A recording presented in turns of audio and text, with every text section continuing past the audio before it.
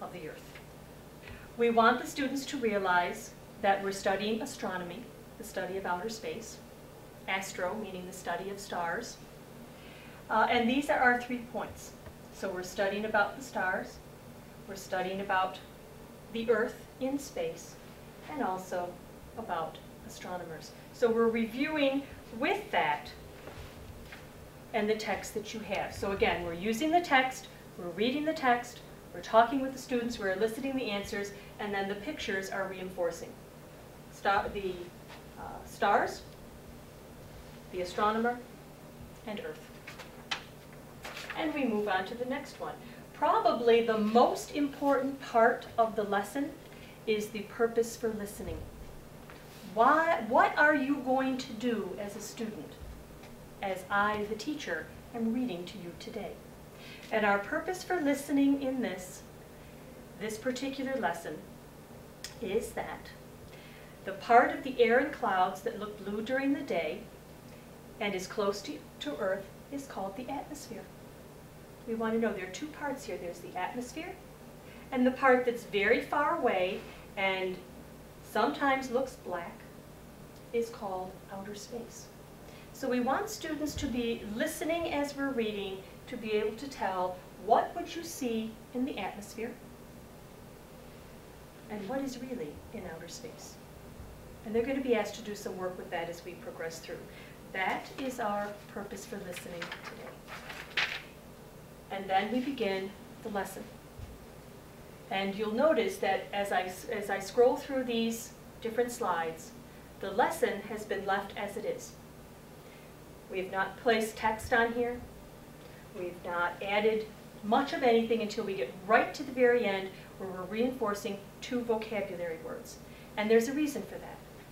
The purpose is listening and learning, and it's often better not to have the text here in front of the student because there is always somebody that's going to be sitting there saying, I know that word, I can read that word, I've seen that word. And they're not focusing on the text that you're reading. As we say in all of the grade levels K6, the text is the expert. That's where the answer is, and we want the students listening and responding to the text that you are reading as the teacher. So we would go through, read each one, and as you know, you're the experts in this. There are, of course, notes with each. We'll go back to this one. Okay, on this one, this is the very last one, and you'll notice up at the very right-hand corner, very top right-hand corner, we have 2 words up there. This is a review slide. And what we want to do is we want to ask the kids now if they remember these words and what they mean. Now, the interesting thing, many of you have already taught this set of lessons, the word astronomy is repeated with the definition about 25 times in these few pages that we're going to read. Astro is repeated a number of times, and so is astronomer. Chances are somebody's going to remember that. So we ask the question, what does astro mean? And somebody is going to remember, hopefully. If they don't remember, we need to go back to page 5 and read that part of the text. Having the kids listen carefully, raise your hand, put your finger on your nose, tap your head, whatever it is you've said to the kids that you want them to do when they know the answer. As they respond, say, yes, astro means stars. And we're reviewing that. And you do the same with astronomer. If you need to go back and read that, you go back and read it, and they respond, and then you attach that with the picture so that that is reinforced. This screen was added in so that the kids have something to look at while the questions are being asked. Very important, and I know you already know this, you already do it. If the students in your class are struggling with answering the questions, you need to go back and read that section. They need to see you go back and read that section. and they listen carefully again. That's the listening and learning.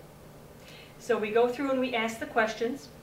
On my particular script here, I've notated the pages that I need to go back to if I had to reread for my class. And we're going to ask the questions, name some objects that you see in the sky. They can answer anything. Anything they see in the sky is going to be correct for that one. For question 2, the question is, we just learned that the sky has 2 levels. The first level is made up of a blanket or bubble of air that surrounds the Earth. What do we call the bubble of air? Now, it would be very easy in that part to just post the picture. And many students are going to say, oh, that's the atmosphere, that's that air that's just above the Earth. But really, we want them thinking about the text itself. So it would be better to reread that section, section 7, have them respond that that bubble of air that surrounds the Earth is called the atmosphere, and then go back to 7, scroll back through, and show that picture. The text first, answer first, verbally, and then show the picture as the prompt, or the reminder, not the prompt, but the reminder of what that word means. And it's more of a support than it is a clue. It's the vocabulary in the text that's important. So we would go on and finish those 3, and then we come to question 4, we have a picture of the sun. Well, now we have a picture of the sun. Why do we have this picture here, and we didn't have the picture that illustrated the atmosphere? The reason is the questions being asked about the sun, this picture does not give the answer. The answer is not the sun. The answer is the sun a rock or a star? What is the sun made of? Is the sun hot or cold? So we can have the picture because we're not asking that question. We're asking surrounding questions. And then we continue. This part, we ask, what is shadow? Shadow is talked about on only one slide in the text that you've read with the students. So we came up with a video that, if you so chose, it says optional video, if you think the kids need a little more support with that, we could certainly, once you get the answer, what is a shadow? It's a shady spot, and you've gotten your answers verbally. Now you can reinforce with this. Again, you've gotten the answers verbally, you've reread the section if needed, and then this reinforces that understanding. Anyone else think that old castle is a bit scary? Oh no, I like it. And then we would continue with the rest of the questions and the think, pair, share. When we get to word work, another very important part, and you notice word work does not list all of the vocabulary words that were listed at the very beginning. Those vocabulary words listed at the very beginning, and there might be 4, 5, 6, some days there's more than that. Those are not meant to have the students master them by the end of this lesson. They're words that we're building and putting in that background knowledge and building that vocabulary base. This is a word under word work we'd like the kids to keep with them. We'd like them to be able to understand. So we have some questions to ask, and things that we're going to do is to say the word gas with me. Gas, unlike a solid or liquid, is thin, sometimes an invisible substance that objects can pass through. Very difficult. As you go through this and you finish talking about that, you might want to watch this short video, and it's only, this is less than a minute. But it reinforces that idea of what is a gas. And of course, that's not a first grade science topic, but it doesn't hurt to have that word in your vocabulary. Water can also be a gas, as seen here in the form of... Okay. And then we move on, and there is a spot. Yes, we have, in this, there was a sort. Okay, so you would be asking the kids, the text tells us to ask the kids, is orange juice a gas or is it not? So we could certainly do that orally and have the kids sit there, but you know, now they've been sitting for a while, and if they saw the shadow video, they might have been able to move a little bit and wiggled a little bit with that. They might have been able to wiggle a little bit with the gas video, but here they can actually get up and move. So we would do the check first. So we want that on. All right, so the student would come up and say, okay, I'm going to put this here. And I'm not right.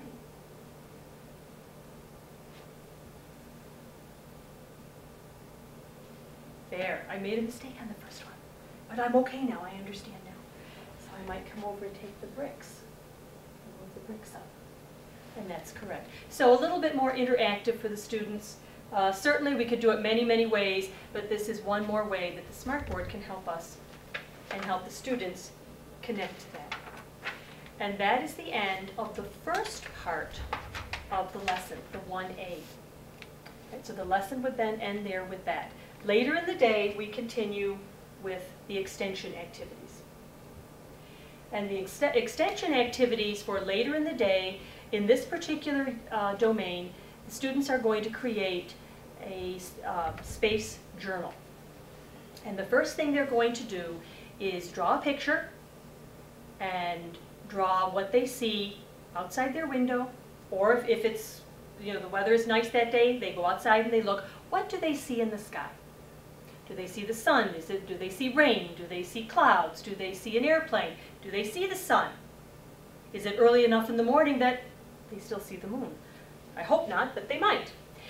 Before you do that, if you think the class is still struggling with that idea of atmosphere versus outer space, you might want to show this video. Again, it's an optional video, but it is one on the atmosphere that might be helpful as an introduction to their activity they're going to do now.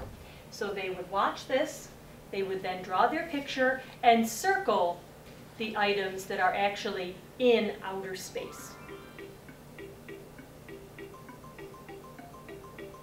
And this would continue. The air around the Earth makes the atmosphere. The atmosphere is... So again, reinforcing that vocabulary word, what it is, where do we see it, and what might we see in that atmosphere, and what is actually in outer space. The last part of the lesson, the students would you would read to the students, how much is a million? Because the idea is, it's kind of a difficult idea to realize that the Earth is 1 million times smaller than the sun. 1 million Earths can fit in the sun. That's a very big number. And this book reinforces that idea of that big number. So they would do that, and that's the end of this lesson.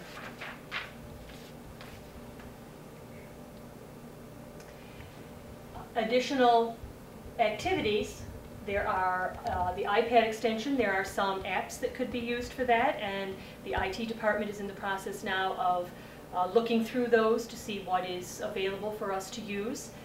And also RAS Kids, if there are any books on astronomy or books on stars or space, that could be used too in a center. So all of those things could be used as additional extensions to the activities.